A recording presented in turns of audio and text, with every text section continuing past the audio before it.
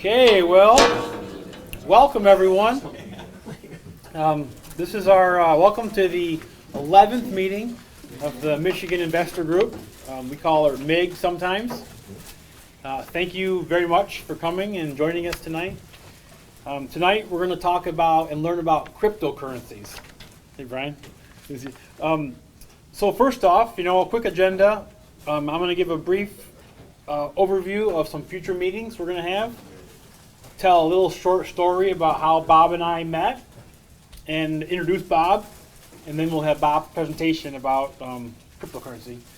And that's going to be done, before 7:30, and then we'll have some Q&A time. But you guys know the deal. It's casual here, so you can go to the bathroom, you want to get some water, you want to get a cookie, feel free. But 7:30 we should be done with all the, formalities. But welcome to hang out and ask questions, as long as Bob's staying at my house tonight, so he's he's here. He's here. Mike's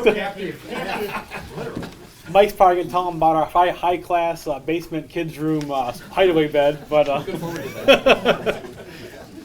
okay, so we're going to have in April working on a real estate private equity group that's going to come up, and I think it's going to be unique because they're not buying like the sexy stuff. They're buying they have this neat process where every day they search the MLS systems for commercial real estate, and they make like 10, 20 offers a day without even seeing the places, but they fit within their strike zone.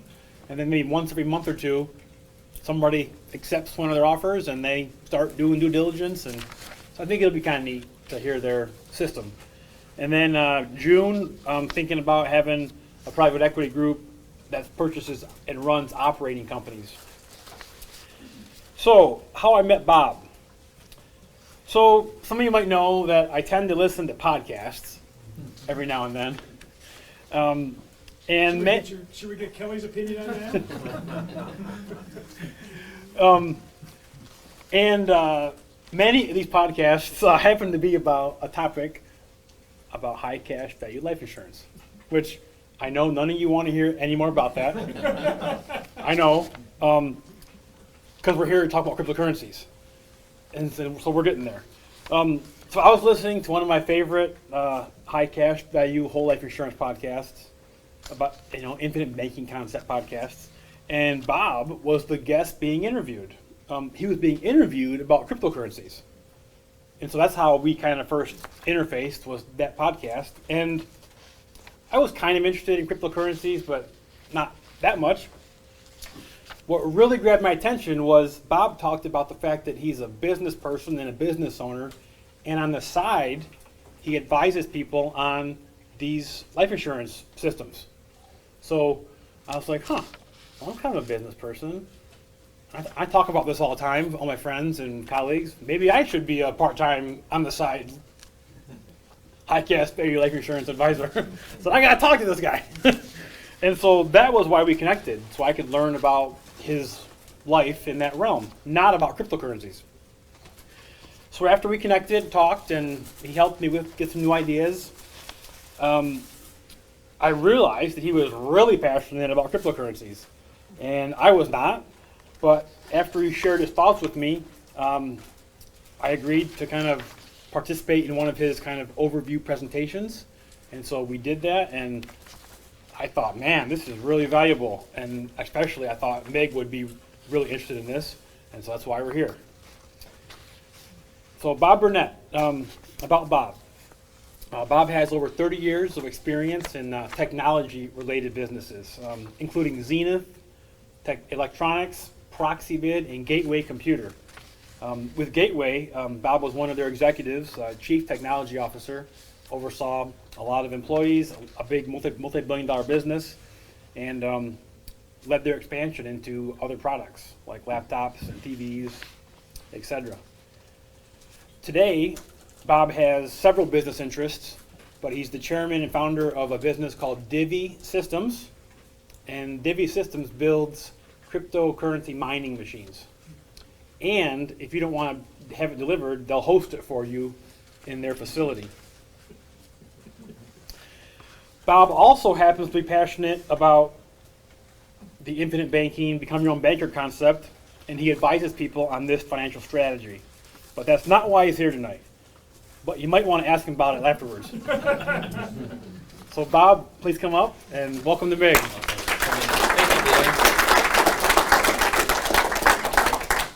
Well, thank you for coming. I really appreciate the chance to talk to everybody tonight. As David said, this is a topic I'm really passionate about. To put that passion in perspective, as oh, sorry, for the camera, right? And the microphone. Sorry, guys. So, to put that in perspective, I was blessed to come up as an engineer and then in management at Gateway, along with Rick, and see what I think is one of the most exciting times, the development of the personal computer and the internet in the 90s and 2000s. The impact that has had on society is the same level of impact I expect cryptocurrency to have on our lives in the next 2 decades. Cryptocurrency is not only a technology, but it is somewhat of a new economic system, and it will change social behaviors as well.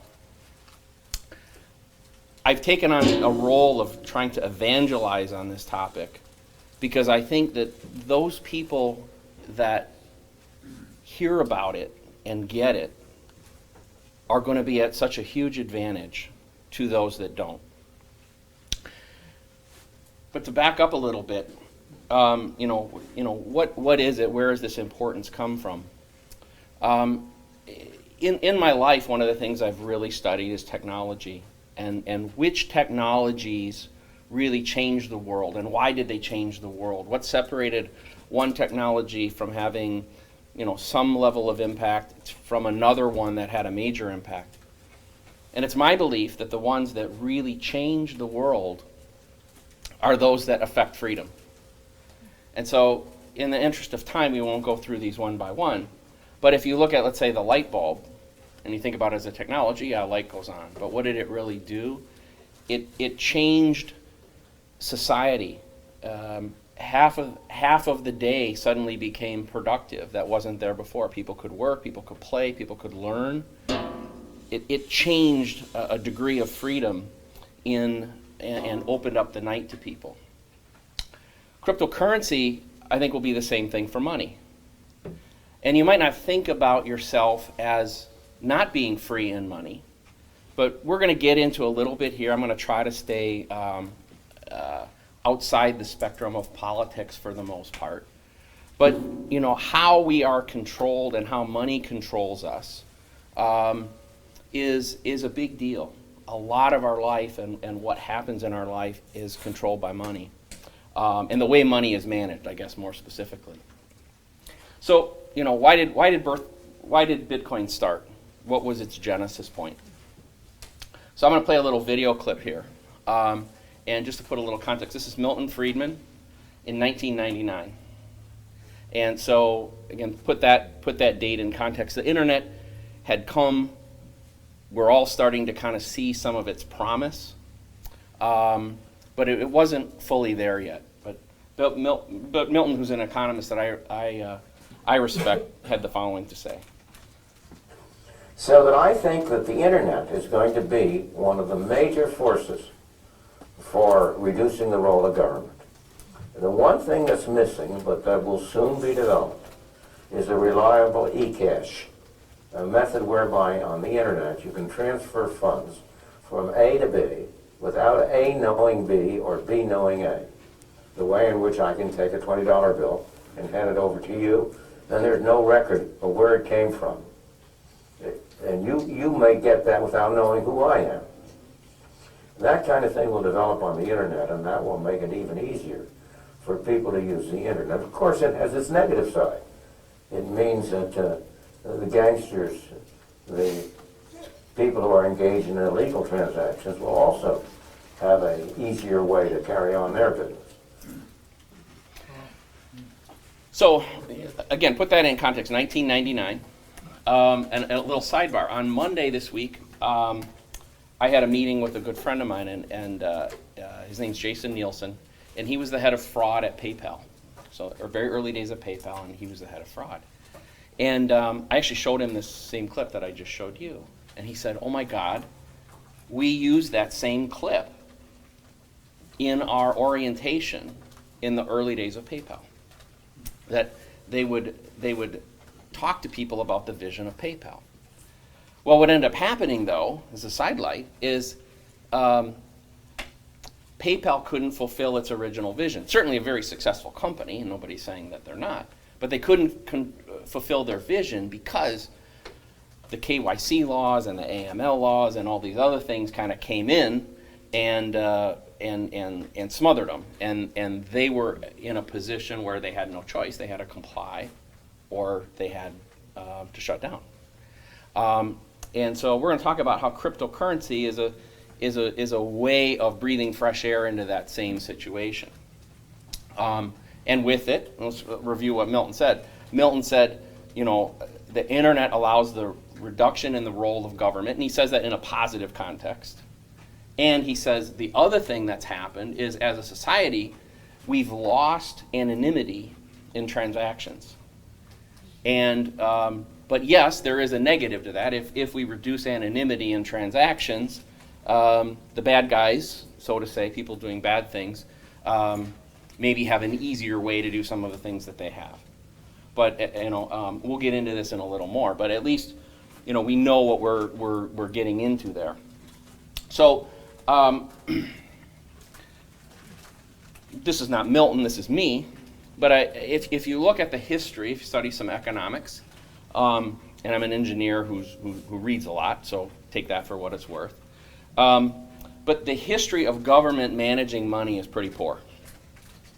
We won't go through this, but these are just some examples in recent history of fairly major governments who screwed things up pretty badly. Hyperinflation, bailouts, bail-ins, haircuts on bank account seizures, money revaluations, forced conversion of U.S. dollar accounts to local accounts. Not on this list are a whole bunch of other countries still in modern history. The whole Greece crisis, Angola. There's a long list. So governments, we've kind of come to a world now where the link between government and money is pretty strong. Governments, especially federal governments and central banks, kind of feel entitled and empowered to manage money for us. But historically, that really isn't the case. If you look back in history, too, you'll see that government mismanagement of money goes way back in time. You can go back to the days of Nero in Rome and forcing everybody to turn in all their silver so that he could dilute it and give it back with 10% less silver. So those sort of things have been happening in history for a long time. And so they breed a level of distrust. And part of the movement in cryptocurrency, there's all kinds of fringe, like anything, there's a continuum of people. There's a radical fringe that says we got to get money completely out of the hands of government, and there's various points in between, all the way down to let's leave it the way it is. But what happened with Bitcoin specifically was when the financial crisis of 2007 and 2008 happened, and the bailouts started occurring, money started flowing around. We had governments deciding winners and losers. Lehman Brothers is going to lose, and J.P. Morgan's going to win. Those sort of activities pissed somebody off. Really pissed somebody off, and who it pissed off was the creator of Bitcoin, and we see that this white paper right here that was the birth of Bitcoin was published on Halloween Day of 2008. And the first line I'll read it to you because it's small. It says, a purely peer-to-peer version of electronic cash that would allow online payments to be sent directly from one party to another without going through a financial institution. So, if we go back to that Milton Friedman quote, a big part of what Milton Friedman was trying to do, saying, hey, we're moving away from the use of cash to a world that's electronic, and we're losing that anonymity. And Bitcoin, first line of the paper is, let's not let that happen. Let's have a method where people can do this anonymously. Buried in the code, by the way, is on January 3rd, 2009, which is the true birth of Bitcoin. The very first Bitcoin was created and came into the world on that day. Is a line of code that references a Times article, London Times article, referencing the bailout. So it basically hits on both, inside this white paper and the initial thing, it hits on the two things that Friedman talked about. Pissed off about the role of government and concerned about lack of anonymity. I will point out, by the way, just a different side note, especially since this is an investor group, one of the people that I work with, he's actually a customer of my mining company, is a guy that owns subways in northwest Iowa. And he's got 10 of them, and they do $1 million-ish in revenue per store per year.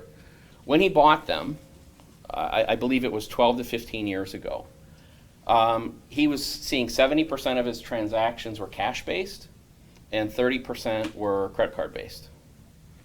And as of last year, that had completely reversed. And the economic damage to him, he's not really selling any more sandwiches, was $4 million in revenue that flipped, and at 2.5% or roughly thereabouts, the credit card fees of 2.5% meant about a $100,000 change in his net income through those franchises. And he's selling the same sandwiches, he's making the same margin, his gross margin, but this expense has changed. And it's all a convenience factor that all of the people in this room probably use frequently. I still do frequently. But when we stop doing this, we really hurt these small businesses. It's probably something you really don't think about. And part of Bitcoin as well is to relieve some of that pressure and take these somewhat greedy fingers out of the equation. So that's a little bit about how Bitcoin started, and we could spend the whole time on that. And one thing I do want to say is, we can make this interactive too, certainly a question part at the end, but if you have a question or a comment, please just interject. So let's talk about kind of how it works. Again, we've got to stay at kind of the 50,000 foot level here today. But everybody's heard the blockchain. Blockchain is, it's funny, when I talk to people, somebody says, well, I don't like Bitcoin, but I like the blockchain. Okay, they're kind of the same thing. The Bitcoin is the first true implementation of a blockchain. But what is it really? And essentially there are four main components that make up the blockchain and make Bitcoin run. The first is the concept of a distributed ledger. So if you have a bank account right now, you have an account balance, and the bank knows who you are. You've gone through some sort of KYC, know your customer, for those of you who don't know that acronym, procedure to identify you. You've made a deposit. They've assigned an account number to you. Inside their own system, they have a account balance assigned to you, and the bank knows what that account balance is, and you know what the account balance is. Nobody else does. When you make a transaction in the distributed ledger, you write me a check because you're going to buy, let's say, a bicycle from me for, let's say, $200. That check gets handed to me. I give it to my bank. There's this whole process of clearing that bank and ultimately adjusting the ledger in your bank and the ledger in my bank to make all that sync. Okay, but it's a fairly long process. It's still about a 3-day process. Now the bank might give me credit for it as soon as I give me the money, but it's really not the money you gave me. It's kind of the bank kind of loaning me that money. Now that's getting into those mechanics a little bit. A distributed ledger, a shared ledger, works completely differently. What it says is, and we're going to talk Bitcoin here specifically, there's right now there are about 28 million active Bitcoin addresses in the world that hold some level of balance. Okay, those accounts have a number associated with them. There's three parts of that. There's a number, an account number. There is a balance, and there's a private key that opens it up. Those are the only three things that sit in that ledger. There's no name associated with that. Could be anybody in the world. Of the 28 million active addresses, nobody knows for sure. The speculation is probably like 15 million people or entities actually controlling those, because the likelihood of having multiples is fairly high, especially as you get involved, and there's some security reasons and that time we'll talk about in more detail. But that ledger is published. It's available. We can go type in an IP address right now. We can look at the ledger. We can see exactly how much money is in every account. We can also see every single transaction since January 3rd, 2009. We know every movement of every piece of money. Account 123 moved 1 to ABC on a certain date. We know all those money movements. We just don't know who the people are, the entities associated with them. So now we'll talk about security of that in just a second, but it kind of flips the whole thing on its ear, right? We all have our own little private world of money, and like if you going back to that bicycle example, when you give me that check, I don't have a clue whether or not it's actually going to clear or not. And if it's somebody I don't know, I'm not going to give them the bike until I know that it's clear, right? Let's also remember, because this will be an important point later, that even when it clears, or even when the bank gives me credit for it, I have to really wait for it to clear, because the ledger inside the bank can be changed, right? You can go back and basically undo a transaction. In the Bitcoin world, there is no going back. There's no 1-800 number call like, hey, this guy ripped me off. I'm going to dispute this charge. When the transaction's done, the transaction's done. If you want to get your money back from whoever sold it to you, you've got to use a different legal process to go pursue them. But the bank's not going to be, there's not a bank or a third party involved. Okay? Yeah, Mike. So who's the purveyor of the data and the processing of all these transactions? Great question. I'll answer Can it. you do that later? Yeah, but the answer is nobody. Okay. But I'll explain why that's not a bad thing. And the second question Yeah. is more simpler for you. When you talk about Bitcoin, can we, in our minds, just think cryptocurrency? No. Or are there differences? No, there are fundamental differences, and I'm going to talk primarily about Bitcoin here tonight, but I am going to go into some what are called altcoins and some other stuff too. Bitcoin is the big bad wolf in the whole thing. There's I don't know today. There's $280 billion worldwide market cap or something on that order for all the cryptocurrencies. 2/3 of that is in Bitcoin. And Bitcoin was the first one. It is by far the most mature and the most solid. But I'm going to talk about that a little bit in more detail later. So there's 4 building blocks. The first building block is this shared ledger or distributed ledger. Okay. The second is cryptography. So that private key that I talked about, there's 3 parts of that ledger. That private key is basically what unlocks a transaction. So if I'm going to send money to Mel here, let's say I own account 123 and I'm going to send 1 Bitcoin to Mel here. Mel gives me his address. I send that 1 to him. I include my private key. The mining network, simple terms, think about it as this massive cloud of millions of mining computers scattered all over the world are going to crunch a bunch of numbers. They're going to validate whether or not that private key is correct or not. And if it is, boom, the money goes to Mel, the ledgers get updated, and we're moving forward. And there's no, like I said, there's no way to undo that. But the cryptography is used to authenticate and validate the transaction. So that is the equivalent of the Visa or MasterCard or the bank clearinghouse in this whole thing. Now, let's say, though, I'm an evil genius, let's say, okay?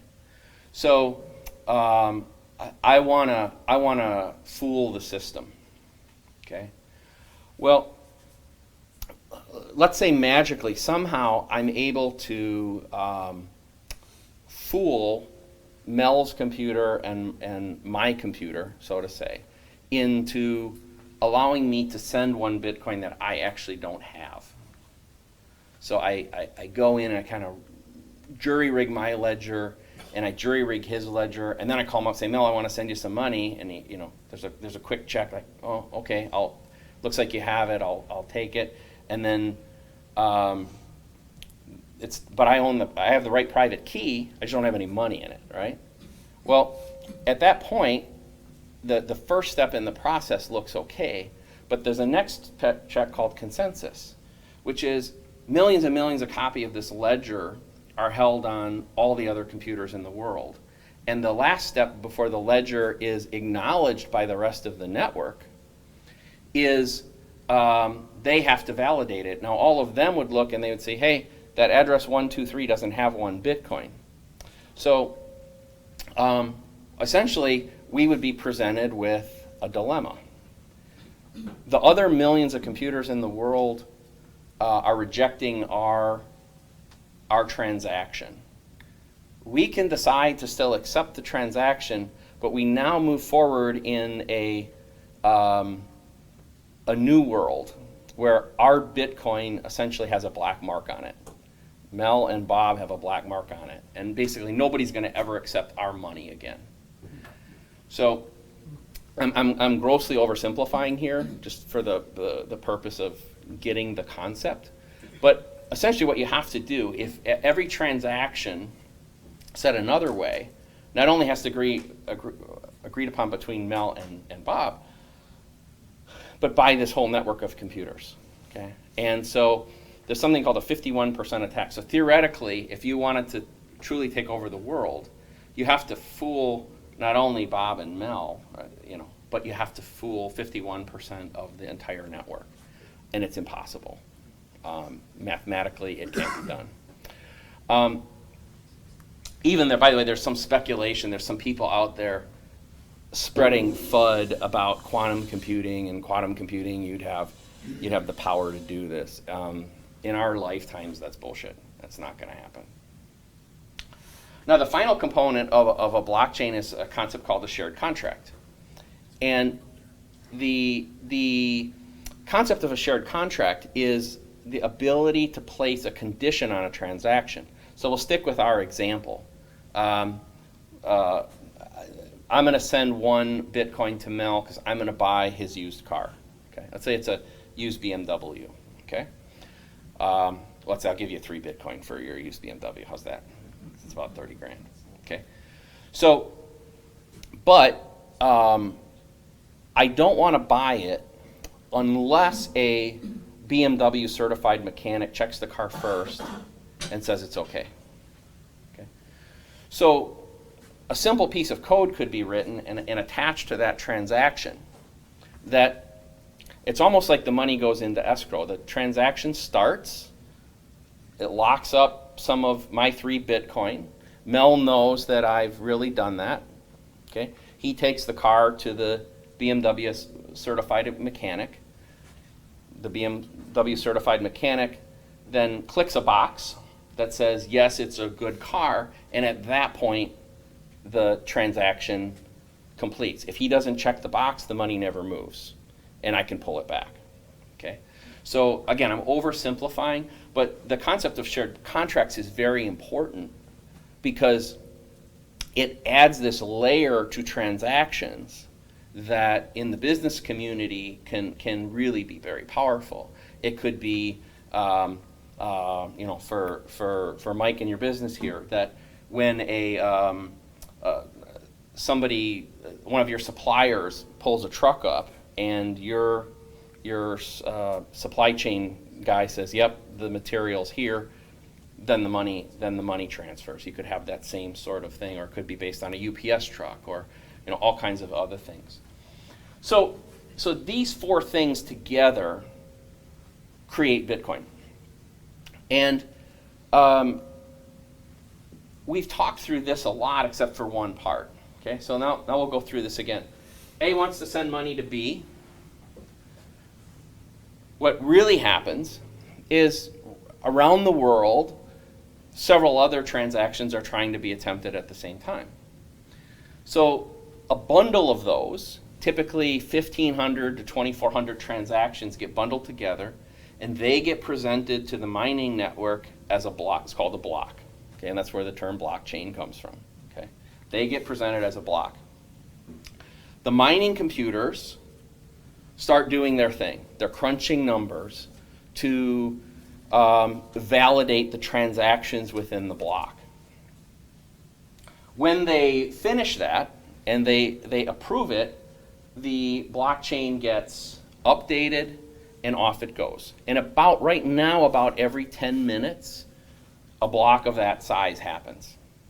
Okay, so the block may have the fiat equivalent of $1,000 of transactions happening within it, and it may have several $1 billion occurring within it. It actually doesn't matter. It doesn't, and nobody really cares. It's the same amount of money. Now you might say, what's in it for the mining computers, though? Okay, so things work a little differently than the traditional system. I gave my Subway example before. Visa or MasterCard or American Express, they want 2.5% of the transactions if we were running through there. The bank would find some way of adding a bunch of fees. Remember as well that those transactions are borderless. They're uncensorable. We'll talk about that before. So money could be going from here to Kenya, from Kenya to Brazil. Nobody knows because they're just addresses in that ledger, right? And nobody knows, and it happens, almost instantaneously. But here's what happens to the miners, and this is a very important part, and you'll see why a little bit later. The miners, for solving that block, they get a reward, okay? And it's 12.5 Bitcoin right now. Okay, so 12.5 Bitcoin every 10 minutes gets awarded to the miners. It is not money paid as transaction fees by the people in the block. It is the expansion of the money supply. Okay? So it's how inflation happens within the Bitcoin infrastructure. So right now, 12.5 Bitcoin at today's price times the number of 10-minute segments in a day gets you about 1,800 Bitcoin being added to the money supply every day. And at today's price of roughly 10,000, that means that about $18 million of revenue is spread into the mining community. Okay. Now, which computer gets how much of it? Probably a little more than we can go into today, but there's a basically think of it this way, I'm going to really oversimplify. The more powerful computer you contribute to the network, the greater percentage of that number you get. So if you have a really high performance computer and you add it to the network and you crunch more numbers, you get a little bigger piece than the guy that has an older, slower computer. There's a point at which if you have a computer that's too old, the amount of electricity it consumes is greater than the reward, and so that computer falls out. Okay? Now, the interesting thing about Bitcoin is that while it's expanding at 1,800 a day right now, there's only going to be 21 million. That's it. It is impossible for that number to ever increase. The first Bitcoin was made, I mentioned, January 3rd, 2009, so we're sitting here just a little over what was it be, 11 years later, and 18 million are already into circulation. Actually, 18.1 million have already been minted. Okay. The last Bitcoin, and we'll get into this schedule a little bit later, the last Bitcoin will be mined in the year 2140. Okay, and we can talk later about what happens in 2140, but the rate at which money will enter is going to slow. In fact, it's going to slow exactly on this chart. Give or take a couple days, I can tell you, pick a. Oh, I just top button is the pointer. We could. This just doesn't work on it. It absorbs it. Anyway, we're sitting here today, out here, and we know in the year 2030, in the year 2035, give or take a very small amount, how much Bitcoin will be in the market, and what the associated inflation rate is with it. Now, can you guys think of any other money? Can you think of dollars or euros or pesos or whatever currency you want where you know what the inflation rate is going to be? The answer is no, because you don't know what happens behind the curtain of the central banks. You don't know what political forces are at play. You do know with pretty much certainty that a dollar today is probably worth 10 years from now significantly less than a dollar in terms of purchasing power. But you really don't know. So being a little dramatic here, you don't know what money you have is going to be worth in the future. So I'm not trying to scare anybody or anything. I'm not dramatic here, but you really don't know. Whatever investments you have that you value in fiat currency, it's impossible to put a future value on that because you don't know. Being residents of the U.S., we don't know what the Fed's going to do. They pumped a lot of money in since that crash in 2008. We have a lot of debt. We don't know what they're going to do. Okay, and again, I'm not going to be too political here, but I will say, I'm clearly not a big supporter of the Fed and their policies, and I'm not a libertarian, but I'd probably be considered by some at least economically libertarian, and certainly from those of you who are kind of economics geeks, I'm not a Keynesian. I'm an Austrian school dude. Okay, so I want to use that though, because I just talked about the U.S. I want to change your mindset a little bit, because I don't want you to think about cryptocurrency at least exclusively from the eyes of a group of accomplished professional people sitting in a first world country with a first world economy. Okay, I want you to think about it on the other end of the spectrum. Okay, think about you're a merchant in Venezuela, you're a farmer in Syria, you're a basket weaver in Kenya. Now think about your position in the world, the relationship of the economy that you live in, the way that the government and the banking system works for you where you are. Okay? And I think you can start to see the appeal of what I'm talking about here through those eyes a lot more than you can here. This is an interesting chart. I don't know how well you can see it in the back, but I'll tell you at the top. This is a list of, at the end of 2019, the countries in which cryptocurrency ownership was highest. Number one was Turkey. 1 in 5 people owns cryptocurrency. You start looking at this list: Argentina, South Africa, Mexico, Chile, China. You look at the bottom of the list: Japan, Germany, France, UK, US. One of the things I do is I help University of Florida Gulf Coast University. I work a lot with their economics and business department on helping their faculty and their students come up on this. And the dean of the School of Business I met with earlier this week, and we were looking at this chart, and he said, it's very clear that there is a direct ratio of, political instability and lack of confidence in the local government to the adoption of cryptocurrency.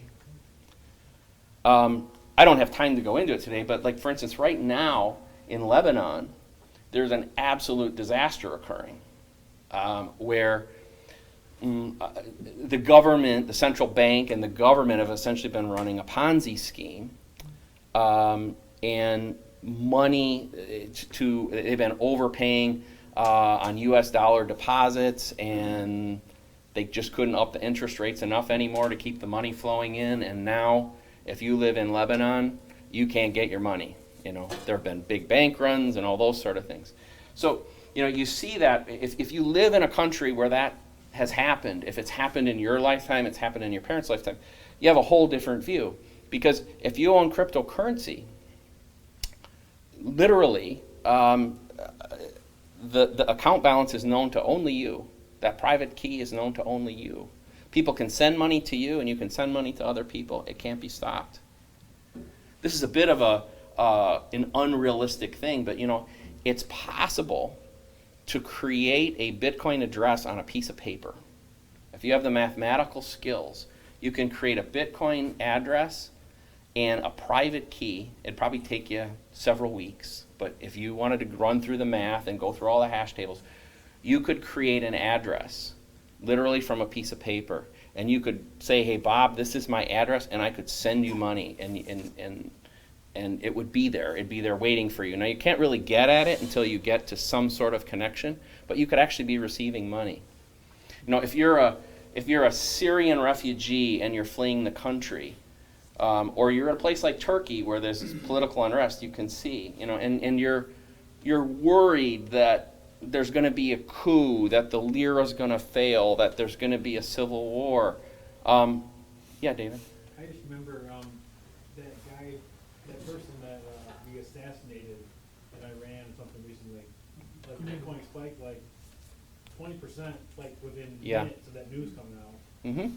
Yeah, because people in that region of the world, they're going to take any asset that they can get into this form. Because if they're going to leave their home with a backpack and a cell phone, they know when they get to the other side, if that's Germany, if that's here, if you're a refugee, it's a beautiful, beautiful thing to have, because you now have a safe asset. So now it's primarily a tool of the middle class and wealthy, even in these sort of countries. We'll talk about the lesser fortunate people in the world a little bit later, but hopefully that rings a bell. So why is that?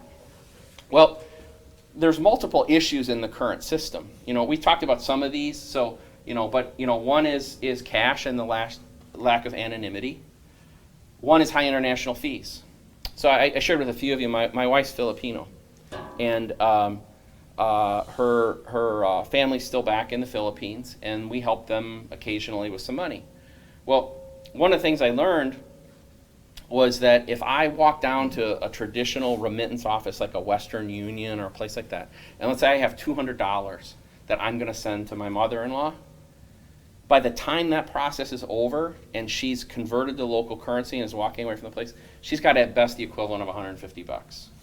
The system is socking like 25%. And in my mind, adding very little value. There's no, usually return is associated with, either the value of the service you're providing or the risk you're taking. But in this case, I presented cash into the system, presents no risk to anybody, and she ends up with that. Well, you might say, well, it's $50. What do you really care about? I don't care. But my mother-in-law, if she got another $50, her rent's like $200 a month. So this is a big deal, and this is happening. I think a lot of you, you guys know the term diaspora. So the world is filled with diaspora from all over the world, and they're sending money all over, and the system is killing them. It's just taking so much money out, and the people that really need it are the people that aren't getting it. I call it a pull system. So today, one of the properties I own, or one of the businesses I own, is a retail store. If anybody wants to buy a retail store, I'd love to sell it to you. Don't get into that. But and we sell computers and electronics. Okay, it was a good business, by the way, 15 years ago, but it's not good now. Anyway, we have so many instances of people walking into the store, presenting a credit card, leaving with the merchandise, and then ending up in a wicked fight 2 days or 2 weeks later, fighting for our right to the money because somebody challenged it. Somebody said it was a stolen credit card. Somebody said that the merchandise didn't work properly. And what ends up happening, I lose, right? I lose every time. It's very frustrating. The credit card companies, like we talked about the fact that they take the 2.5%. You think at least in the 2.5% they would actually take some appreciable risk. The only risk they really take is the risk of somebody not paying them back. They don't help the merchants at all. If you're not involved in that business, if you're not in a business that takes credit cards, you don't realize how bad it is. I gave you the example to the Subway guy, but they're taking all this money and then they don't really help. So what Bitcoin is a pull system. So this, or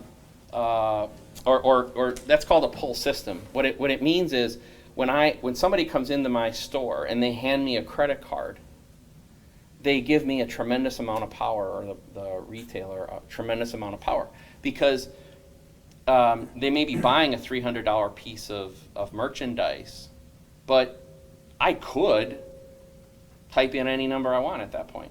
I could request it. And if I did, if I said I want 1,000, if I'm the merchant and I take 1,000, you're probably going to notice. Or if I double charge you, you're probably going to notice. You're going to call the credit card company. They're going to go through this whole dispute cycle. But what you've done is you've given me that power, because it's a pull system. You give me the card.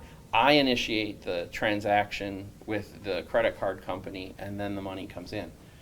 It's completely different than this. This is a push system. I am the buyer, and I am pushing my money to you, and my only risk is my change, right? So there's a difference. But here's the biggest thing I want to show on this chart, okay? This is this a 1 liter? Oh no, 25 ounces. Okay, so this is 25 ounces. Okay, tomorrow it's still going to be 25 ounces. A year from now it's still going to be 25 ounces. I'm 5'9" for the most part, I'm going to be the same height tomorrow and a year from now and 10 years from now, right? Money is the only thing that we measure where there's a moving metric on value. Right? So the value is moving, and the simple example is when we talked about before, this is going to be worth less in purchasing power 5 years from now than it will today. So the world is kind of in a strange state where we use the US dollar, it's the global currency, yet that very thing that we tend to measure everything by and assess it by is moving by all kinds of different forces. And there's a theory, there's a book by Steve Forbes, it's called Money, and he talks about how in 1641 Isaac Newton, the physicist, he also happened to be the master of mint for the British Empire at that same time, and which was, I think, genius by them, the smartest guy in the world, right? We're going to make him the master of mint. Well, he pegged the British pound, I'm going off the top of my head, like, I don't know, 3.19 grams or whatever the number. He pegged the value of the pound to that. They didn't move it for over 200 years. So in that time period, money didn't move. Is the thing I was telling you about before. This is 25 ounces, and it's 25 ounces later.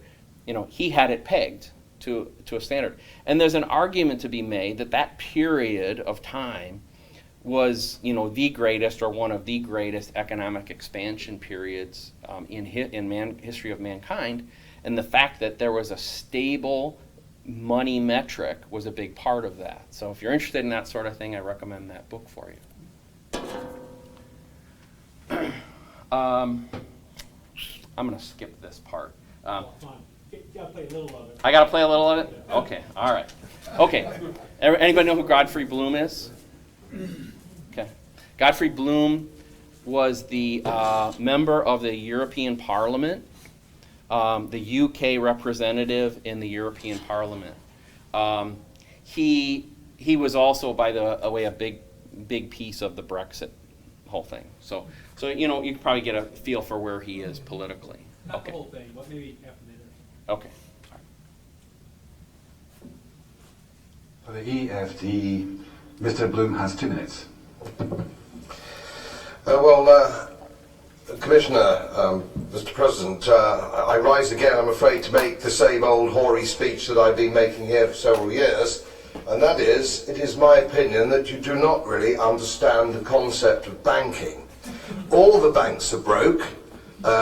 Bank Santander, Deutsche Bank, Royal Bank of Scotland, they're all broke. And why are they broke? It isn't an act of God. It isn't some sort of tsunami. They're broke because we have a system called fractional reserve banking, which means that banks can lend money that they don't actually have. It's a criminal scandal, and it's been going on for too long. To add to that problem, you have moral hazard, a very significant moral hazard from the political sphere. And most of the problem starts in politics and central banks, which are part of the same political system. We have counterfeiting, sometimes called quantitative easing, but counterfeiting by any other name. The artificial printing of money, which if any ordinary person did, they'd go to prison for a very long time. So I'll stop it there. You get the gist of what he's going at there. So, this goes back to that mindset of why Bitcoin was created and why I spend time on, and we'll still go a little bit more, why is this inflation thing? Why is a fixed money supply an important part of the Bitcoin network? There's a contingent that, futurists that look at the world in a little different context than we do, and that, potentially in the future the concept of country, not that the United States would go away, but there may be multiple concepts of country, and that the Bitcoin economy is potentially its own sovereign economy that kind of works by itself.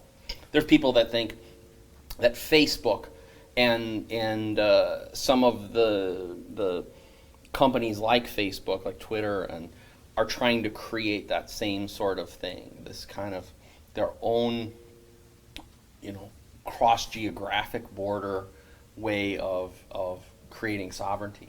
But anyway, Mike, you asked the question: who owns Bitcoin? Who runs The purveyor. Who runs Bitcoin? Nobody. Okay. Now, I gave you that PayPal example earlier today because here's what happened to PayPal. PayPal had this vision, at least a good part of the vision, especially the ability to move money easily across borders and anonymously. That was their original vision. Well, in the Bitcoin world, nobody owns it and nobody runs it. There's no switch to flip. So if you were Jerome Powell, you're the head of the Fed, and I really hate this Bitcoin thing, and you get the right political thinking, go shut it down. Okay? Well, who are you going to call? Who are you going to subpoena? Okay, there's an IP address, but there's millions of computers that run the ledger. They're scattered all over the world. You could do a little damage on what we would call the edge of the Bitcoin network. You could go to me, which I own a company that does mining, okay, and you could say, well, shut it down, Bob. You're supporting an illegal activity, and I'd shut it down. But that's like the equivalent of pulling a piece of hair out of my head. You know, I mean, my mining operation, which is decent size, it's still compared to the global mining network is insignificant, right? It won't beat. There is no way to shut it down. As I said, there's nobody to complain to either. But that's part of the beauty. It runs in a truly democratic way. It treats the basket weaver in Kenya the same way that it treats you, and it treats your money with the same value and power as anybody else. It's all transparent. We don't know who's transacting with who, but we know what all the transaction activity is, and it's very easy if you're motivated to go find out how much money is moving and what addresses are moving. I'm going to share some metrics with you in a little bit that you could never get on our current financial system. It's immutable. The ledger can't be changed. There's no going back. It's impossible to go back. The only way to go back is I'm going to send one to Mel, and somehow we convince the whole world that was an oops, right? There is one way to do it, okay?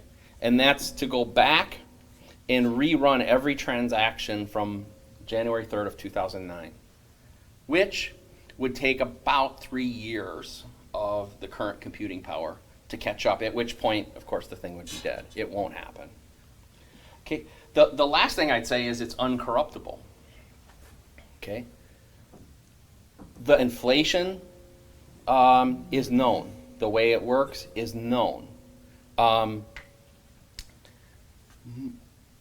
The current money system, the dollar, let's say, but actually, let's change the example. Let's change the example to the Venezuelan bolivar. Okay. The Venezuelan bolivar is controlled by probably a combination of corrupt and inept people. Okay. So you don't have to worry about either of those things, either ineptitude or corruption in the Bitcoin network. Nobody's going to suddenly raise the money supply or tighten the money supply. Nobody's going to suddenly give themselves a bunch of money. Nobody's going to create a haircut on anybody's account. Now, who does that really help? It really helps the developing world. So if we look at like Africa, there are a couple stats. There are 1.7 billion unbanked adults in the world. It's a phenomenal number. There are roughly an equal number of what we would call underbanked people. So that next group of people is maybe somebody that can get a savings account, but they don't really have access to credit. They can do very little with that account. They can't plug into the system. They can't wire you money. Okay. Africa is a very exciting place in the crypto world because it's set to leapfrog. And by that what I mean is most of the people there haven't been connected to the internet. They haven't had cell phones. But very rapidly, 4 and 5G cell phone networks are coming up and people are getting cell phones. And a really cool company is called Paxful. And it's allowing within their country, and really across the whole third world, very easy cross-border money transfers, and crypto is a big part of that. The distressed economies around the world right now, as I said, they're all moving hard. I know this is a little small, but on the left side, right now, back up, in the first world, Bitcoin is not being used except in typically larger transaction situations. I'll give you one in my business in a second. But in the third world, it's starting to change. And so like Burger King in Venezuela is now accepting Bitcoin for payment. Countries under sanctions, and you may not like this is part of that bad guy thing that Friedman talked about. we've kind of locked down the Iran, right? They can't get dollars. They're kind of isolated from the worldwide economy. Their response has been to put up massive Bitcoin mining operations. So they are actively mining as much Bitcoin as they can. And by the way, if you're a citizen of Iran, this is the way it works. You have to apply for a license. You walk into the office, you get a license. They give you a certificate. Certificate will give you almost free electricity. But they mandate that at the end of every month, you have to sell your Bitcoin to the government at a fixed exchange rate. Okay, so clearly what's happening is they can't get dollars, they don't have reserve currencies, they can't transact internationally, so they're using this as a mechanism. Okay. I'm going to go, dark markets are a big deal. I'll just leave it at that, and it's a massive economy that's moving very hard to crypto. Dark doesn't necessarily always mean bad. It can mean the kid down the street that mows your lawn for $20 that you pay in cash. It just means everything off the charts. But it's a huge economy, 16 to 20 trillion dollars annually, 2 billion people working within this economy. It's moving very hard. You can see the chart here on darknet usage. So we have a limited amount of time left. I want to get into probably what some of you really want to see, which is where's the price going and all that sort of stuff. Okay, so there's a perception about price volatility for Bitcoin. It's true, especially when measured in small segments. When you measure it in short runs, it's highly volatile. A 5-7 point swing in a single day is not highly unusual. That causes problems, again, here in the U.S. In a place like Venezuela, again, it's not a big deal. If you have 60,000% in annual inflation in Venezuela, the 5 to 7% move in a daily basis is not a big deal. But here it's a big deal, and it limits how people use it. But interestingly, I talked to a lot of people on this topic, and there's a lot of gold fans. And I have nothing against gold, by the way. But I'd say, it's not as stable as maybe some of you think it is.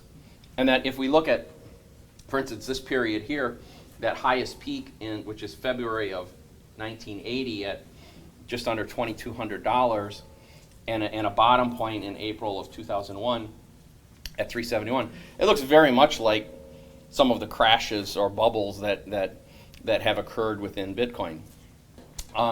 It's interesting thing about gold is there's the numbers up here. There's roughly 200,000 metric tons of gold in the world. It would fill 2.5 Olympic-sized swimming pools. So that's all the gold that's ever been mined in the history of mankind, just to give you a visualization. 2,500 to 3,000 metric tons are mined per year. Okay, so that's been relatively stable. There's always a risk, of course, that some source that can be mined very easily could come up. Probably not as likely. As time goes by, that becomes less and less likely. An interesting thing about gold, though, is that if a world event happens and demand for gold goes up, of course the price starts going up. But what happens is the mines respond, right? The mines respond and they start producing more. Just like anything, if Apple has high demand for iPhones, they try to crank the factory up and sell more. What happens in Bitcoin? If demand for Bitcoin goes up and the price goes up, there is no response in supply. I told you what the rate was, right? The rate is every 10 minutes, it's fixed, it's not going to change. So it's a very interesting dynamic. I'm not sure it's ever been seen in the history of mankind that you have an inability or a lack of an apathy toward it, right? I mean, that's really what it is. Like, hey, we're on our schedule, this is what we're going to do. So it probably fuels price up even higher. Now, I think in the short term, that's why I think these bubbles occur, is because of that. When demand for Bitcoin goes up, there is no resulting increase in supply. It can't. All you can do is try to convince those that already have it to sell. And we'll talk about that in a bit, about how that market sits. But it's a very unique thing. I thought you might like this.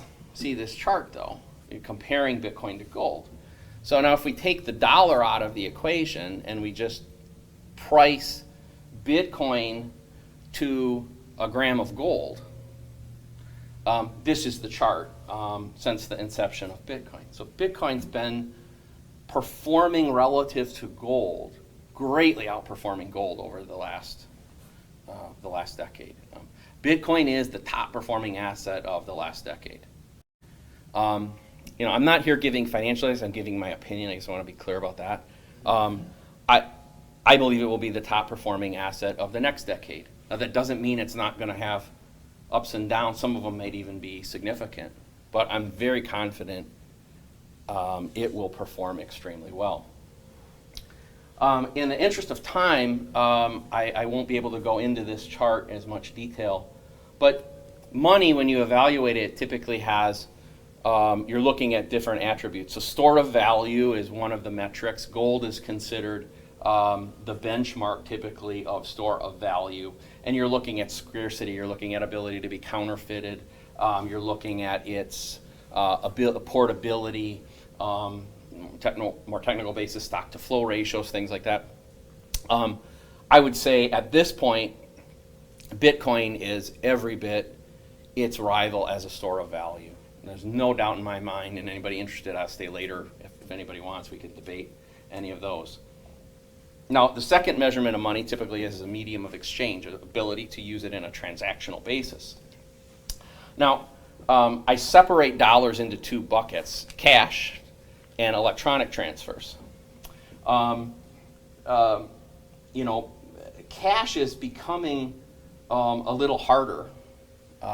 It's a little harder to use cash. There are places that don't accept cash. As we move to online transactions, it becomes less and less valuable. The what I call the digital cash side today, using dollars, whether it's buying something on Amazon or whatever, is very, very common. But of course, you lose your anonymity and you have no choice but to involve a third party when that happens. So Bitcoin has some deficiencies. The biggest one is, I mentioned earlier, how many transactions run through that system. If the volume of Visa suddenly was presented to the Bitcoin network, it would struggle. You would see transaction times taking quite a while. There's a solution to that, something called the Lightning Network, which is a layer that's a software layer that sits on top of Bitcoin. That's, I would say in the next 3 to 5 years, will blow away Visa. That's one of the interesting things when you look at network effect, that you'll see some, like one of the critics of Bitcoin right now is they'll say, well, the transaction volume just can't be there. I go, yep, you're right. It can't keep up with Visa right now. But what will happen is, at the point that the software infrastructure, and it's primarily software infrastructure, is able to leverage the network, like you'll see in this, probably the space of 1 year, you'll see Bitcoin being able to do 10% of what Visa to do to being able to do 10 times what Visa can do. It'll go from this radical shifts. And that's partly what you'll see in this market is kind of fits and starts and stops, but just this great general trend. Okay. Talked a lot about Bitcoin. I'm going to talk just for a minute about some others. Ripple. Anybody heard of Ripple? Mm-hmm. Okay, not bad. But how many people own cryptocurrency? Oh, pretty good. So Ripple is a, I don't consider cryptocurrency, by the way. It gets classified as a cryptocurrency, but Ripple is essentially like PayPal. Okay, it is an organization. It runs its own server farm, and it processes transactions. In the short term, I think it provides a very useful feature, though, in that they have integrated extremely well with the existing banking system on an international basis. And if you want to send money from here to, let's say, a business in Albania, Ripple can help. Okay. I think ultimately it will fail, but I own some right now because I think for right now they're doing something good. I think ultimately somebody's going to decide that they don't like what Ripple's doing, either in the EU or here, and the whole thing will come crashing down. But right now it's serving a purpose.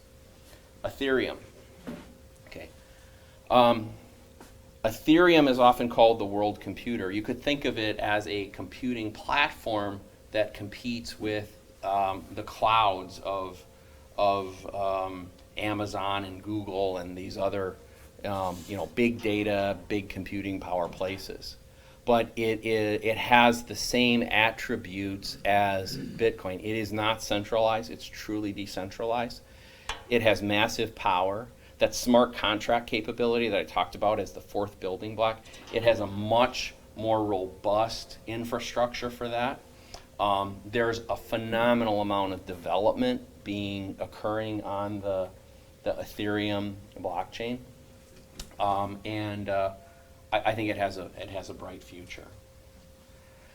Beyond those three, the other one being Bitcoin, of course, here are other ones that I kind of like.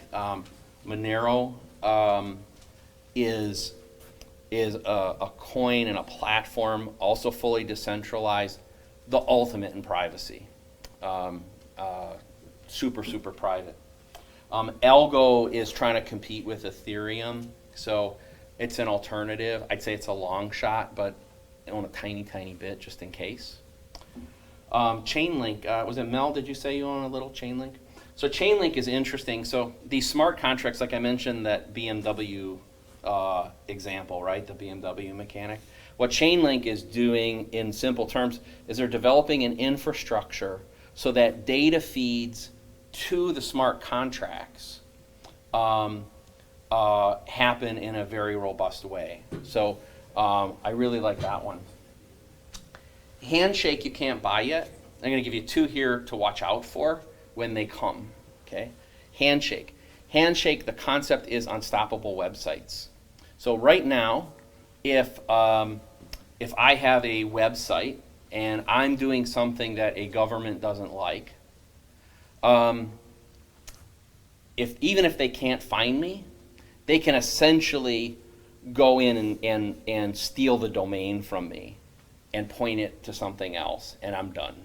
Okay, and so stuff that's happening on the dark net and some of these guys, that's why they're hopping around all the time. They're trying to stay one step ahead. Okay. And by the way, not everybody is doing bad stuff. In fact, everybody hear of the Silk Road? Mm-hmm. Okay. So did you know though that it has this perception of all these bad things happening on it, but you know what? Maybe the most important thing it was doing on the Silk Road, massive market for the distribution of asthma inhalers. Mm. And in second and third world countries, people did not have access to asthma inhalers. They just couldn't even get them. And the Silk Road was a great marketplace for them to acquire. And people literally died because the Silk Road went away and there wasn't an alternative. So anyway, Handshake is a platform to decentralize websites that will make it impossible to shut down websites. Okay? And again, good and bad, right? I think you can all, your mind probably tends to leap to the bad, but there's a whole bunch of good I think that will come with it. Filecoin is probably the one I'm the most excited about though. So it is decentralized storage, and it's going directly after the big data. Okay, and it's got a lot of money behind it. It's got a great development staff, and the idea is that essentially all the unused hard disk space in the world becomes part of the Filecoin system. And if you have unused hard drive space on your computer, you can give it to the Filecoin network. They will pay you a certain amount of money for that.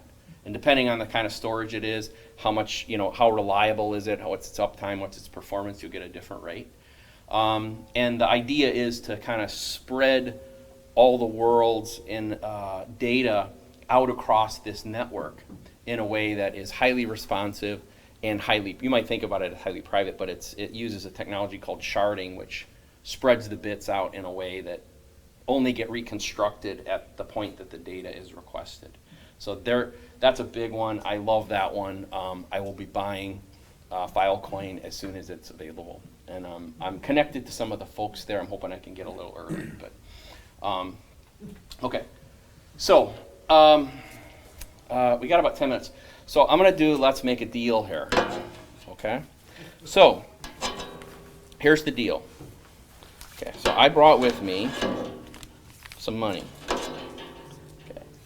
And you all get a choice. Okay. So door number 1. Okay. I will give anybody in the room that wants it $5. Okay. It's free. It's real, by the way. I will really give you $5. Okay. Okay. Or I will send you 50,000 satoshis. Okay. One satoshi is the smallest divisible unit of a Bitcoin. Okay. So it's 8 decimal places. What would that be? 100 millionth? 1/100 millionth of a Bitcoin. Okay. It's basically $5, right? In today's dollars. So you can take either deal. Okay. But you have to promise me you won't use it until 2025. Okay, you got to hold it for 5 years. Okay, so if you take this, go put it in an envelope and stick it in a drugstore, and then you can have it. Or you can have 50,000 satoshis. If you want the $5, I'll give it to you at the end of the meeting, no questions asked. And if you want 50,000 satoshis, then you'll have to send me an email and a Bitcoin wallet address, which if you don't have, I will help you set up. Okay. So something for you to think about in the last few minutes of the presentation. Okay. And there's a reason I'm doing this illustration. Okay. I hope I have enough 5s, by the way.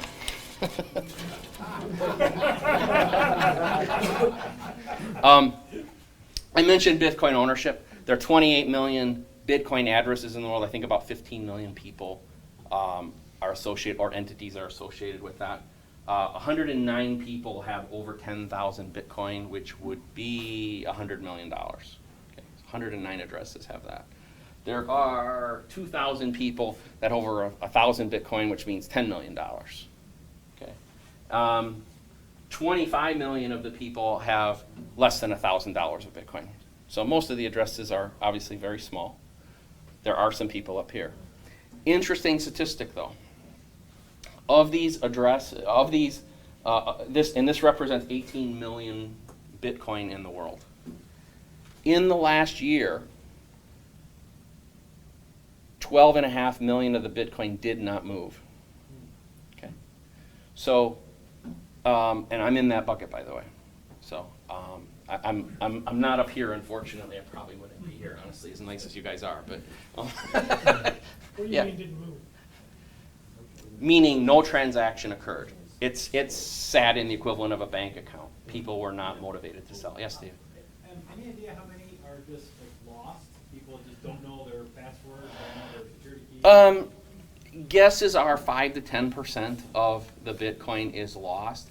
So what's David referring to is if that private key is really important. If you lose the private key, it's gone.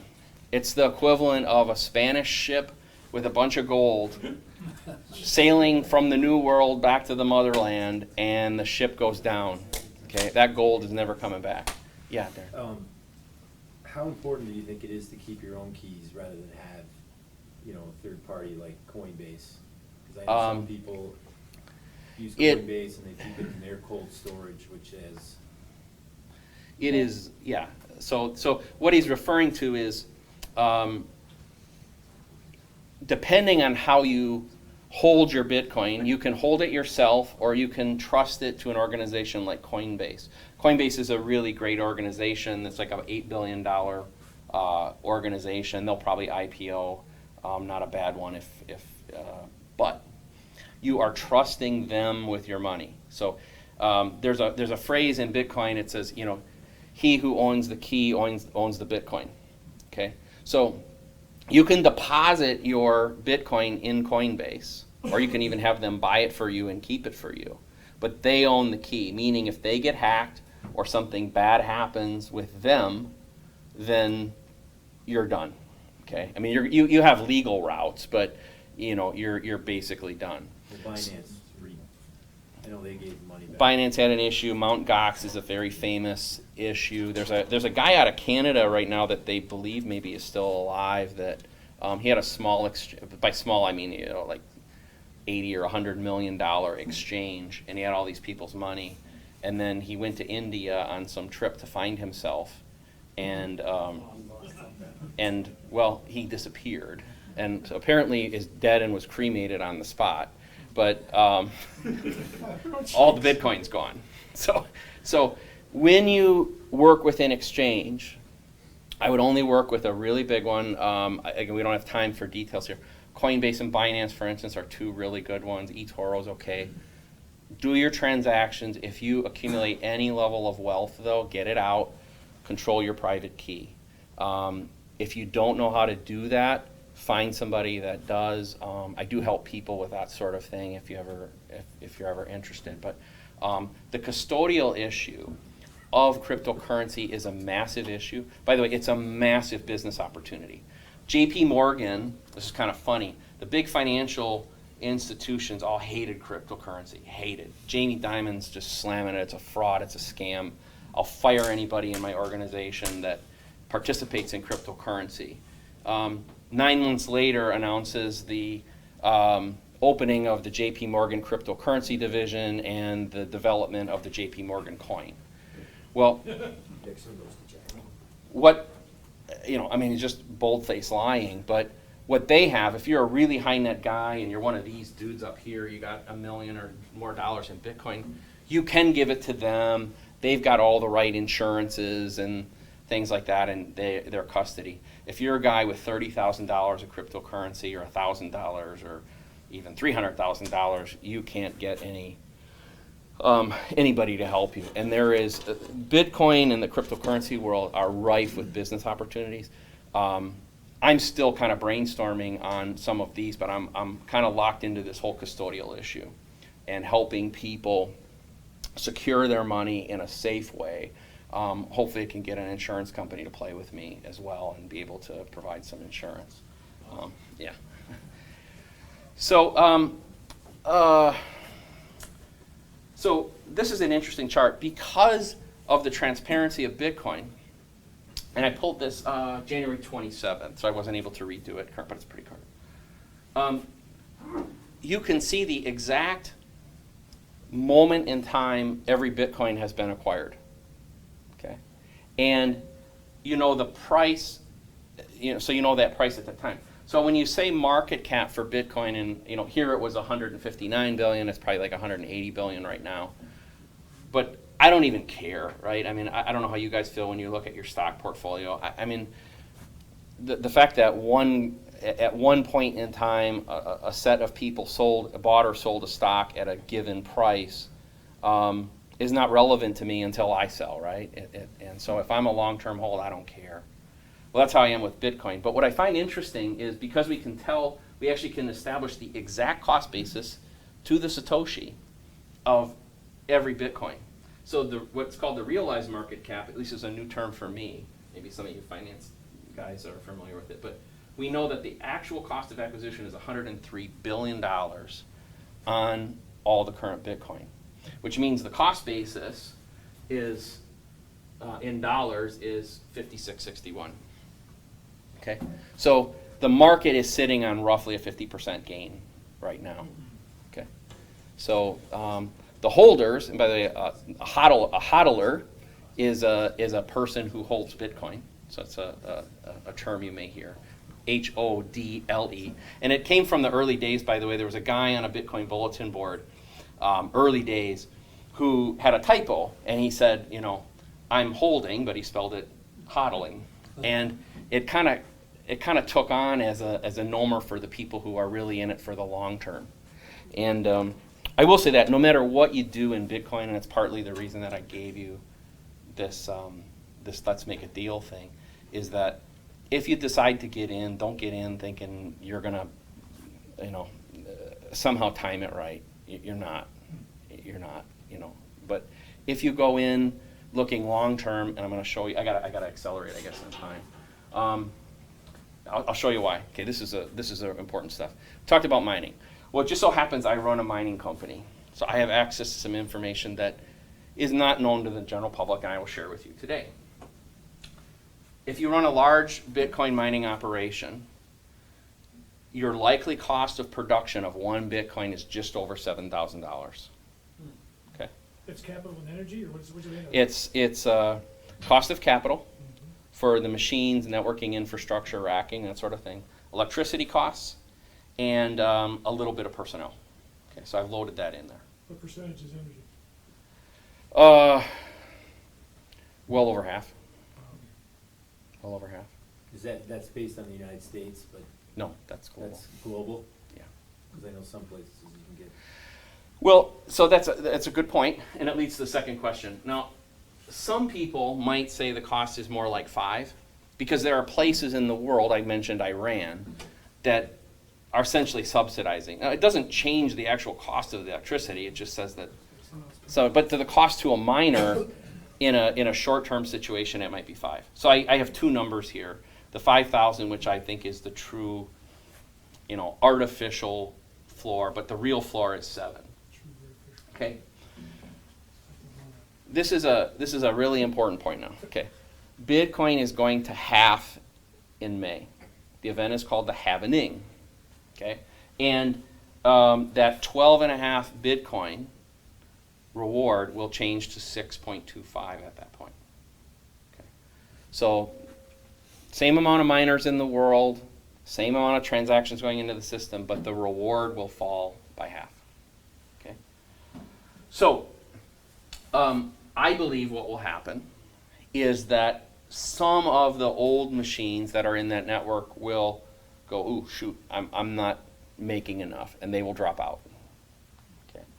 I'm guessing about a short-term blip of about 20% in the overall mining capacity. But with that, if we take that $7,000 cost of operation and we pull about 20% out, it means the other computers will see a rise in their computing power. And so I've come up with that post-halvening, I believe the cost that we'll see in the May-June timeframe is $12,500. Okay. So that will exist probably. Yes. Have you made that prediction before? No, the last event was in 2016, Okay. and unfortunately I was not involved. All right. Just I wish checking I to was. see how good you are. This, by the way, is the chart of the so halvenings have happened twice, once in 2012 and once in 2016. Now we're doing it in 2020. You can see that there's a little bit of buildup. Then there's been a strong spike, and then same thing. This is the first one, a little bit of buildup, then a strong spike. I believe, obviously there's a billion factors affecting price, but I believe fundamentally it comes down to the cost of production. That the Bitcoin mining network, of which my company is part of, we have hard costs. Okay, so we have to pay an electricity bill, and you won't believe the electricity bill we pay. For Bitcoin mining, but those are hard costs for us. Okay, so when we mine and we get the rewards, what we do, this is my philosophy in my business, is I pay the hard costs, I pay employee wages, and I pay the electric bill, and I pay the rent, and so I sell Bitcoin or Ethereum. We also mine Ethereum to pay those bills, and I leave what's left in the cryptocurrency. And so that's our accumulation strategy, is through mining, and basically our profit is what we retain in cryptocurrency. So that's our basic business model. Most mining companies around the world have the same philosophy. They run the same way. That's liquidity into the market. Okay? And we're not going to sell, as the other mining companies are not going to sell, unless we get enough to recover our costs. I'm not a big operation. I can withstand it for a little while, but I will not sell below my cost. And if I have to come up with some cash to ride that out, I will. I'm positive the other guys in the world are for the most part the same way. So we as the mining community, to a great part, dictate it because, as I said, 12.5 million Bitcoin of the 18, 2/3 of it hasn't moved in the last year. Okay, that's long-term hold bucket. The rest of the stuff is what's moving. And so, I feel very confident that that will happen. So, Bob, yeah. Okay, you're getting to it. I was just gonna say, so you're bullish on the post-May price of Bitcoin. Yeah.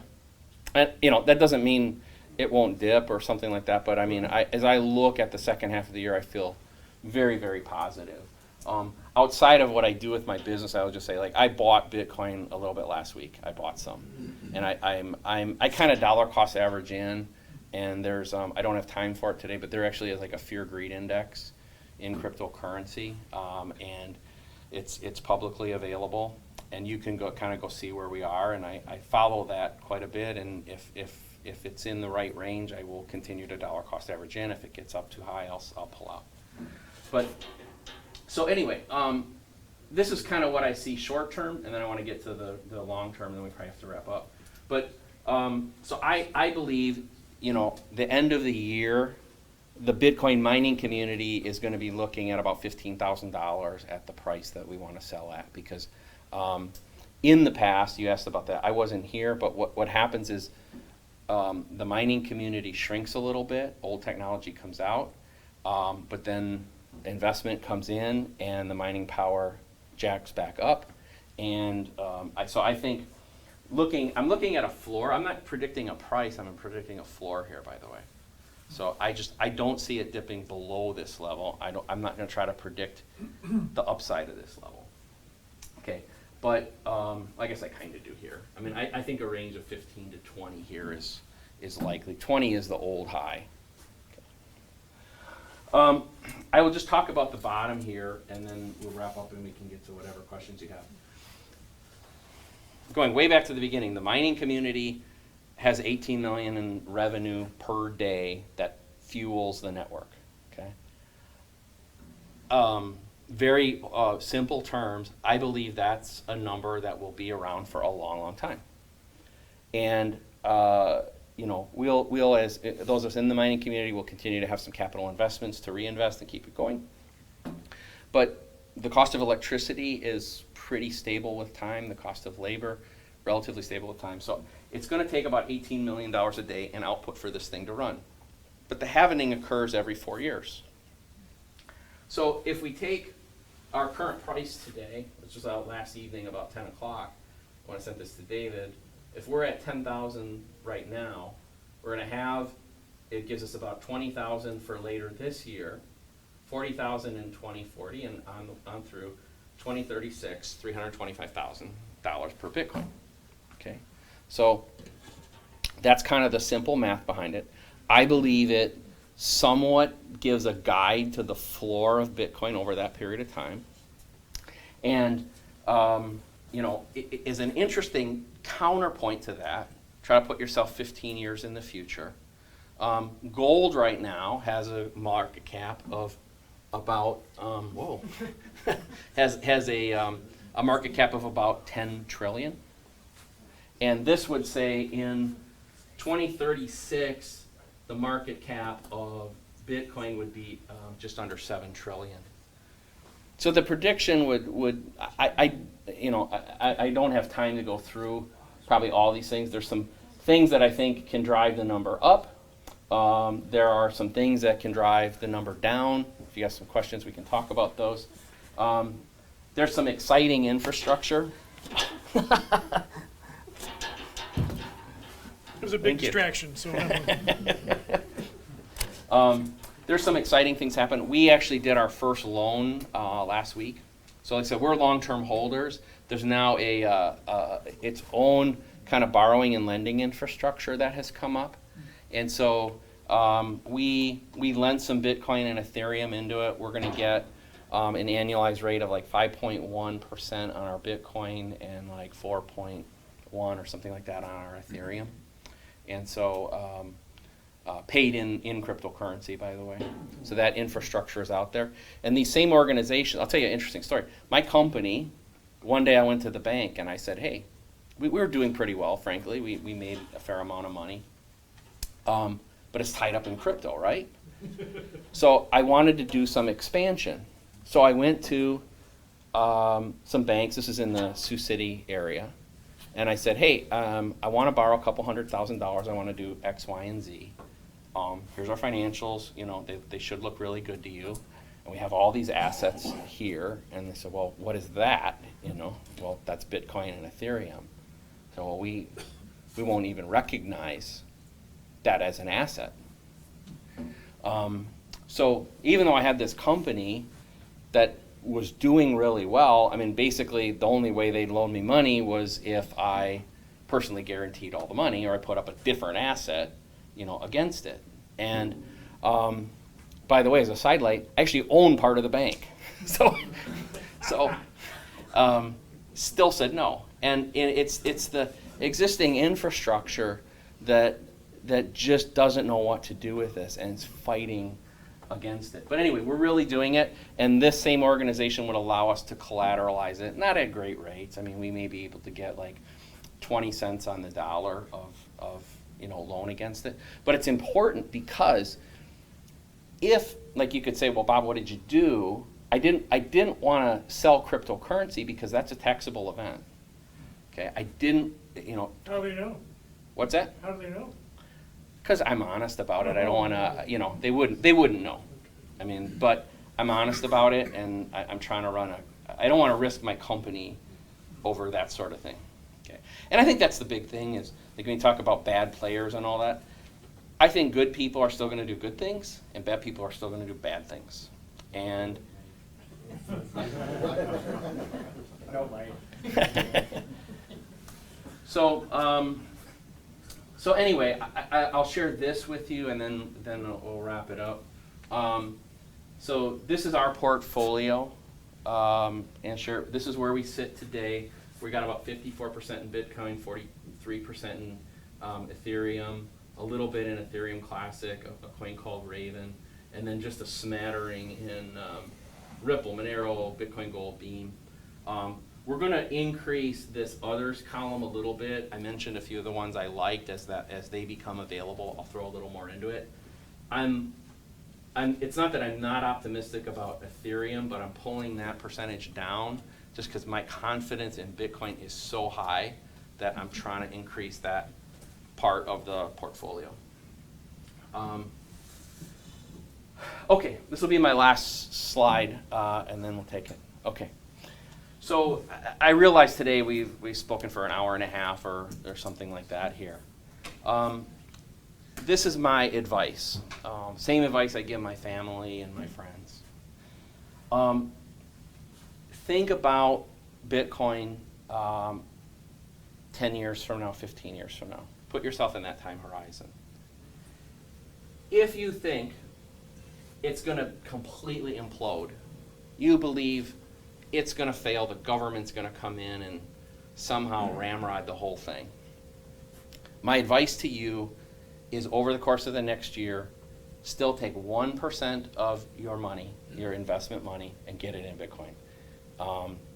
You know, if you're wrong and I'm right, you'll be very happy, right? And at least you'll have a bit of skin in the game, and you'll start to see this thing lift if I'm right, and you'll probably up that percentage. And if you're right, it doesn't matter much, right? Okay. If you think it's going to dominate the world, that it will supersede gold, that we're going to be running our businesses and doing all of our transactions with Bitcoin, put 20% of your money in.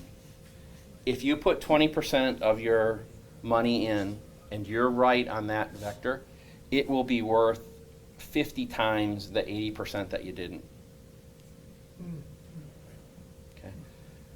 Okay. There are intermediate points. We won't have time to talk about them, but I would say, so where I am, just so everybody knows, I'm right here. I'm optimistic about this, but I'm right there. So I'm at about a 10% level. As I exit 2020, about 10% of my net worth will be in cryptocurrency. And again, if I'm right, 15 years from now, that will be, no matter what happens in the other 90%, even if by standard measurements it was very successful, that'll still be worth multiple times what that other piece is. So I'm very passionate about it. That's why I came here today. I want to spread the word about this. I want to let other people know that it's not too late, that we're still very, very early. You know, this is buying in Amazon in, I don't know, 1992 or whenever the hell the thing started. You're still in that stage, okay? And whether you do love it or hate it, though, you should make your decision and make a financial plan, because it's here, it's not going away. So I'll leave you with this, and then I'll open the questions. So remember, you have a choice to make, and if you want your $5, no questions asked, just put it in an envelope, and yeah. So now, thank you so much. I want everybody to feel free. You want to stay and Q&A and stuff, but if you want to leave, we need to go. Please feel free to go. But now we can go to Q&A session. But thank you so much, Bob. Yeah.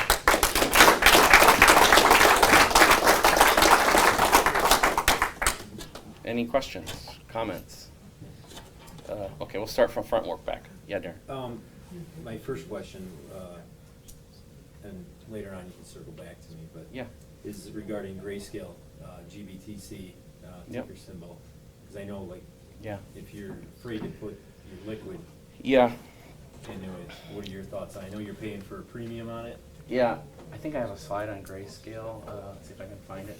So what Darren's referring to, by the way, there's your greed index there. So there's an organization called Grayscale. There it is. It's a fund that holds nothing but Bitcoin. And if you're afraid of the whole thing, you're afraid of your private key, you don't know how to buy and sell, you don't want to do that, you can buy over the counter, you can buy shares in Grayscale. And you're essentially buying Bitcoin at about a 15% premium over market. Okay, but you don't have any hassles, and if you're a long-term hold, not a bad way at least to get started. So there's another question here. Yeah. So tell me about the maximum in 2034 or whatever, the 43. How does that In the year 2140, the last Bitcoin will enter the money supply, meaning there's 21 million. At that point, there's no more inflation. That's all the money there will ever be. It's as though it's the same as gold. Like, okay, what if you've mined the last piece of gold? So it's the equivalent of that. So is that like a mathematical thing? That's a mathematical limit to it? Like, Yes. Okay. It's a hard mathematical limit. Okay. Yep. Yes. So then what happens to all those miners that are distributing the ledger in 2140 if there's Yeah. no reward for them to do the block? There is a provision for something called gas, which would allow the introduction of transaction fees. It actually sits there today already. In certain circumstances, a little gas can get paid. So that's what would happen. Is there's You say gas? gas is the term for a transaction fee. Yeah. Yeah. Are you planning to increase your production capacity for this impending May event? Not for May, no, but we'll increase it a little bit over the second half of the year, but we're not rushing to do anything. Yeah, in the back there. Where you are mining, do you know what you pay? Well, obviously you know. What do you pay per kilowatt hour? About 4 cents. About 4 cents. Okay. Yep. Jeez. Yeah. Yeah. So Rick, you might even been part of. What we're doing was we run actually for those who care. I run in the old Gateway data center, so the Gateway corporate headquarters, taken over that, and Gateway and that campus has negotiated some phenomenal electricity rates that still existed when I knocked on the door. Like, oh, this is pretty good. Oh, sorry, I'll get back to you there. Just wondering, how did you first hear about cryptocurrency?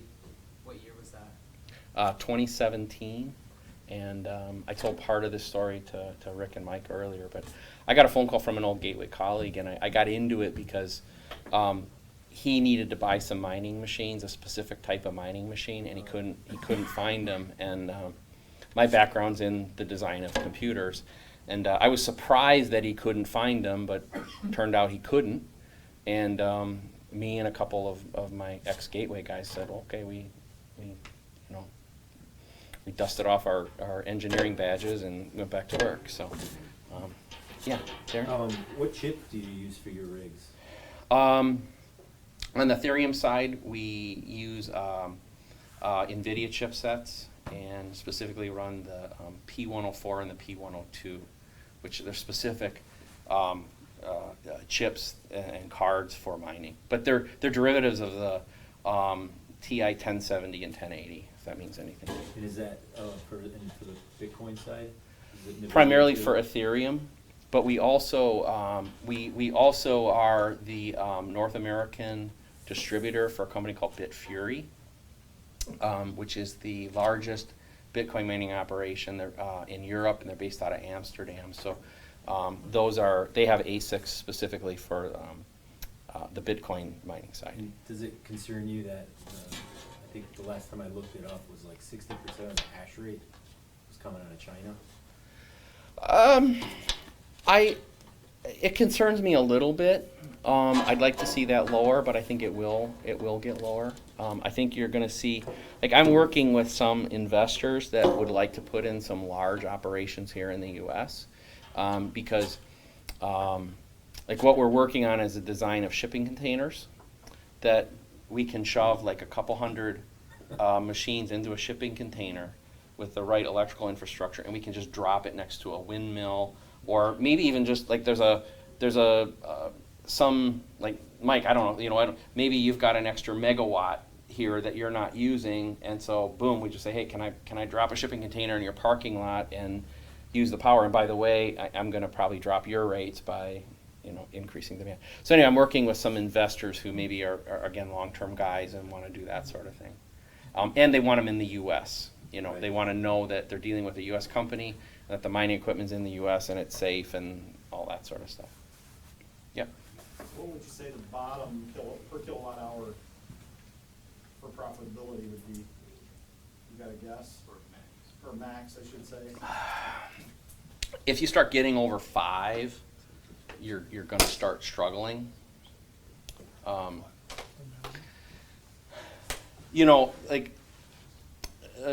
does the value of energy change the predictions, or does it? Well, it absolutely would. If it dropped tremendously, then the cost of production would go down, and that would have potentially a negative effect on price. Although the beauty is most of the Bitcoin's already mined, so at that higher production cost. So I think it would fall some, but not dramatically. But I guess I don't know where that would come from. Like we've looked at things like, should we go buy a windmill? Should we get a solar farm and just, directly feed our own operation? And, those are things that we're thinking about. And Well, you don't care about capacity, you just care about energy. And so, those costs on energy are going to go asymptotically go to 1 cent, 1.3 cents. on a windmill? Yeah, or solar. Yeah, or solar. They're going to asymptotically Yeah. towards that number. But we have, we do have other issues like, reliability. We still got to plug into the grid because, we need to run 24/7 balls to the walls. I mean, that's the other part is, you have to have that. So, there's big capital costs associated with those projects. So, but if there is unutilized, what we really like I'm speaking personally, is if we find unutilized capacity, it's what we did in this Gateway building, by the way, is we said, well, there's a lot of power that was unutilized that's at a low rate, so we went and grabbed it. And so what we really like is hydro. What we really like is hydro. And Eastern Washington has a lot going on because of that. The other thing that's interesting potentially are if you find natural drilling operations and there's natural gas, and you know that, let's say, for 2 or 3 years you're going to be bleeding natural gas off. a lot of times they're just burning that stuff. So I've had some discussions like down in Texas with some petroleum exploration groups that have found some oil. They got to get rid of a whole bunch of natural gas, and so That's where you're gonna drop your shipping container. yeah. So yeah. Outside of, say, buying into the trust, how do you convert dollars into Bitcoin or you physically buy? Okay, if you, to start, something like Coinbase is a really good place to go. Go to Coinbase.com, you create an account. You can link a credit card or a checking account to it. You can fund it with, let's say $100 even, Go buy Bitcoin or Ethereum or whatever your choice is. When you sell it, like if I want to sell, I can sell and get money back sell cryptocurrency to fiat and get it back in my checking account in fiat in 24 hours or so typically. So, yeah, no. What do you recommend as far as a brand or model for a cold wallet storage? If you don't have that? For cold, Think about that. yeah, the Nano Legend series and the Tracers are both good. I recommend that you get a like what's it called? I think it's called Crypto Wheel, which is a it basically will look like a credit card with engraved letters. So you actually get your seed not even on a USB, but you get your seed on something that is indestructible. It's called the crypto wheel, you said? Crypto Wheel, yeah.